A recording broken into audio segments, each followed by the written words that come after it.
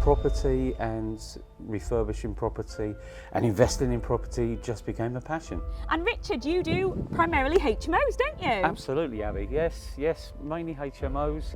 We normally buy just under the 400,000 mark. Under 400,000. But once it's converted, they're worth between 450 to 460,000. These investors came to us a couple of years ago. Yeah. They have their own careers, yachting boats in the Mediterranean. Oh wow. So very much hands-off service. Yeah. One of our children was ill. I was faced with a possibility of going to America for him to have proton radiation treatment. It's lovely that you had that option though, because a lot of people, when one of their children gets poorly or a relative or something, doesn't have the option to give up work full time. Because Absolutely. you built the property portfolio, you had the option, didn't you? Welcome to Property Investing with Abby. On today's episode, we are with Richard Leonard, property investor, and we're going to find out all about him, his journey, and why did he start in property.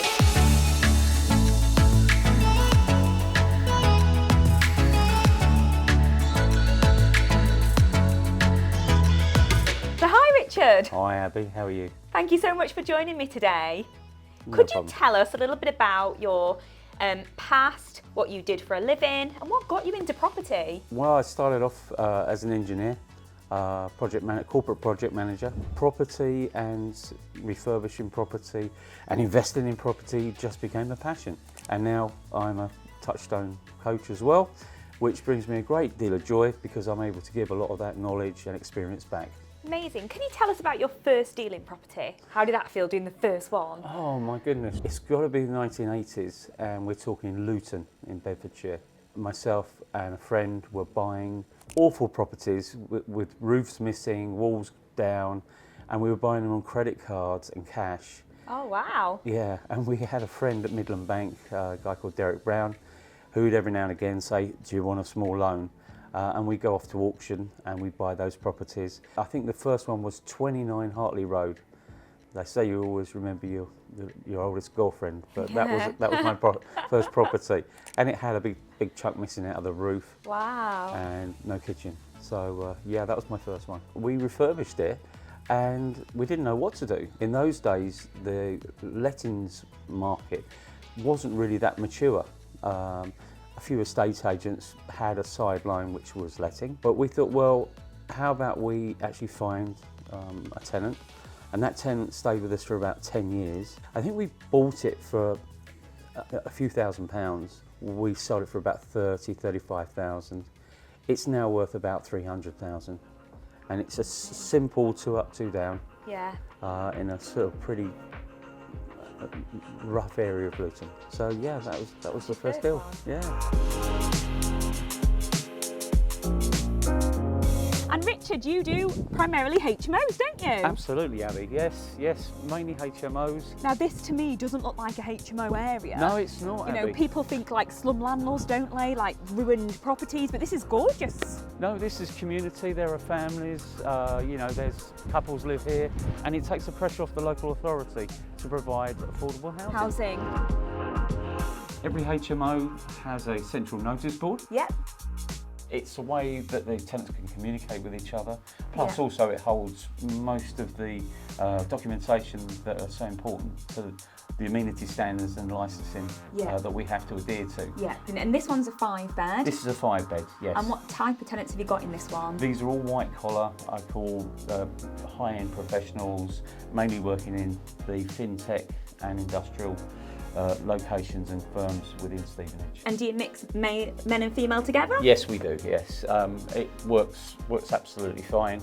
And what we do find is one of the tenants becomes quite matriarchal in the HMO, tends to look after it, puts up rotas, keeps everyone in check. So yeah, we love that. I was going to say, if I lived in a HMO, that would be me. I'd be bossing everyone around to go, get this clean. Absolutely. So here's the kitchen. As you can see, nice and spacious. Yeah. These properties really benefit for the fact that they've got a double oven, which from a HMO point of view is really important. So the tenants will actually get 2 means to cook with. Yeah. And we've also got the freezer here, really important in a HMO to make sure lots and lots of fresh storage. Yes, definitely.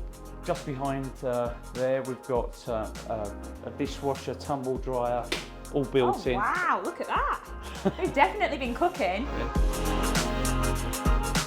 So how do you make sure that your garden's kept tidy for your HMOs? Because with 5 tenants, how does that work? Absolutely. Well, the cleaners obviously keep an eye on the garden. Yeah. We have a gardener during the sort of growing season, Yeah. sort of spring to summer. Yeah. We have gardeners every month. They keep everything down. Yeah. We try and buy properties and convert properties which have very small gardens, so Yes. maintenance isn't an issue. Yeah. We try and keep it as normal as possible for the tenants. So this is lovely for the tenants to use in the summer, isn't it? Oh, absolutely. Yeah, Little really sun nice. trap. Yeah, gorgeous. So in this house, you've got 5 tenancy agreements for the Yes. 5 different tenants. That's correct. And on average, how long do they stay? Between 3 and 4 years. And how much rent do they pay a month? In this one, it ranges from about 680 to about 750 per month. That includes all bills. We've got high-speed broadband. Yeah. We have cleaners twice a week. Yeah. And obviously all the utility bills, and we pay for TV license Yeah. and so forth. So how much are you looking for one of these houses to cost you? We normally buy just under the 400,000 mark. Under 400,000. But once it's converted, they're worth between 450 to 460,000. These are great because these were built around about the 2000s. Yeah. So a lot of the fire standard work's already been done. You know, costs are fairly low for these type of properties. You don't need to go back to a full back to brick conversion and rewire and replumb and so forth. So you've bought it for under 400, spent 60, 70 on it refurbing it, so 470 all in, and then what will one of these make you a year? It'll gross around about 40, just over £40,000 a year, and then after you take your utility cost and any finance cost, you're most probably left with about £20,000 net profit. That's not bad, is it, for a property that's, you know, about 470? And just think if you had 6 of these profiting at 20 grand each, that's 120 grand a year. So with that HMO, you actually got a garage with it as well? Absolutely, Abby. So there's a garage and car parking space. So we'll rent that out to one of the lucky tenants. Oh. £40, £50 a month. Oh, brilliant. But it keeps the cars off the road and it helps stop congestion around the whole development.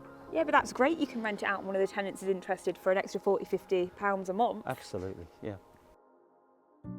What made the decision to come out of the corporate world and just go full-time into property? Well, a couple of things sort of coincided. One of our children was ill. I was faced with a possibility of going to America for him to have proton radiation treatment, and also spending, you know, large chunks of time up at Great Ormond Street. Yeah. And I spoke to my accountant and said, well, what can I do? And he said, well, you've got this portfolio. Why don't we make some adjustments? Yeah. And that'll pay your bills and your mortgage. And I went out and bought loads more property so that my cash flow was big enough to support me and the family while this all went on. And that's really one of the turning points. It's lovely that you had that option though, because a lot of people, when one of their children gets poorly or a relative or something, doesn't have the option to give up work full time. Because Absolutely. you built the property portfolio, you had the option, didn't you? And I didn't realise it. It was staring me there in the face. And it was only my accountant, Paul Windmill, who actually said, well, if we just sort of move the furniture around a little bit financially, we can do this. And today you've got quite a big portfolio and you also run a lettings agency. Yes, we run a letting agency. We realised that no matter what we did, we needed someone to manage the properties, find the tenants, look after the maintenance, and we built our own letting agency back in 2012, 2013, and now that manages, I think, somewhere in the order of about 160 to 170 tenancies, individual tenancies. We take on properties for other landlords, other investors. It's a tough game, it really is. You know, tenants aren't easy, but got an amazing team. My wife Catherine runs that, and we've got a fantastic sort of front of house and back of house set of staff. 24/7 call centre, so tenants can get hold of them at any time. Yeah. And it allows us as a couple and as a family to add more properties into the portfolio Yeah. fairly easily.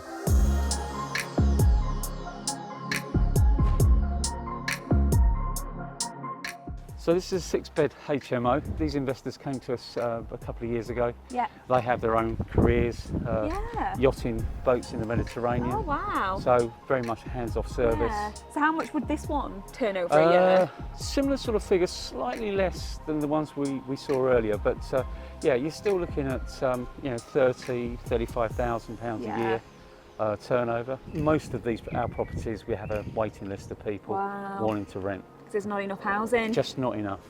And Stevenage has an Article 4 area, doesn't it? But you do these outside of the Article 4. Yeah, this where we're actually standing now is now an Article 4. It was brought in about 2014. Okay. Yeah. But this was obviously refurbished and licensed before it Before the became Article Article 4. 4. So it makes it even more valuable. Yes. So Article 4 gives the local authority the power to determine that any property that needs to be turned into a HMO has to go through planning permission. So it can't be done under permitted development. Yeah. The person wanting to convert would have to adhere to maybe parking, Yes. refuse collection, those sort of constraints. Why do the local authority do Article 4 areas? It was brought in to stop areas of the country becoming ghettos. Yes. Especially around university towns. Yeah. They didn't want a proliferation of, let's call it, almost bedsits. Yeah. But it's had quite a peculiar effect Yeah. on available accommodation. And I think Yes. one of the reasons why I think we were running out of accommodation for people is because they brought some of these things like Article 4 in. Yeah. Well, I love this one. I think it's a fab looking house, and what a great turnkey investment, really. It's a money box, you know. It's small amount of money in, and it just keeps on giving. So Richard, you're a really experienced property investor. Can I ask why you decided to come to Touchstone in the first place to get more education? Yeah, really good question, and I've spoken to a lot of the other Touchstone coaches and also the students. The fact I've got 30 years experience in property, there were still things I didn't know, and I think that became quite apparent when I watched some of the videos from Paul and Anniko, that there were different techniques, things that I was doing the long way round. Yeah. Property is a very, very lonely game, and you need, I think, peers around you to bounce ideas off. So for me, it was very natural. It was a very natural move, and I wanted to give something back. So yeah, it was a perfect fit all the way round. And do you feel like you've got good return back on your investment in your education? Oh, absolutely. I think I'll give you an example. We've just done a deal where we purchased company to company, and we've saved huge amounts of stamp duty. And you wouldn't have known to done that before the No, education? absolutely not. It's really interesting. It's like, sort of a musician not knowing how to play a certain note in a tune. It's coming up to a year that I've been with Touchstone now, and to now be a coach, I think just shows you how much I'm enjoying it. And in your role as a coach, you get to see the students once a month and give them coaching. What do you think is the number one thing that holds some of the students back from really getting success in property? I think there's two. There's two elements. First is confidence, and secondly, it's having a plan. I don't mean a plan as in, ABC. No, it's much more about, so many strategies in front of them. And a lot of the students get hung up on which strategies to start with. Yeah. So when we do the one-to-one coaching, we look to, as you say, support and challenge. Support them in moving forward, but also challenging some of the decisions and some of the actions they're going to take, so that they're fast tracking. So many people are so afraid of coming out of their job and doing something different than everybody does. And one of their biggest fears is, I'll come out of my job, I'll come out of my safety net, I'll go into property, get something wrong, it's going to cost me loads of money and it's going to be really stressful and I'll lose all my life savings. What would you say to someone having that dilemma? Yeah, it's a tough one, and yet you can understand it. It's fear. I guess people. You've got to take a leap of faith. I had to do it because life presented certain things to me. Would I do it again without those? Yes, I would. You know, there have been moments where you feel like you're just leaping off a cliff with no parachute. I think we've all been there. I mean, I know some of the deals that you've done. Yeah, you know, yeah. You think, oh my goodness, Yeah. what happens if? Yeah. But I think you've just got to get past that that fear feeling. So Richard, if there's anyone, you know, watching this, loves what you're doing here in Stevenage, how could they get involved? How could they invest? Well, you know, we can do everything. We can source the property, we can convert the property, we can find the tenants for the property, and we can look after the property. We can do everything, cradle to grave. We've got a website called HMO Property Sourcing. Go onto the internet, hmopropertysourcing.co.uk. So click the link below, you'll be able to get hold of Richard.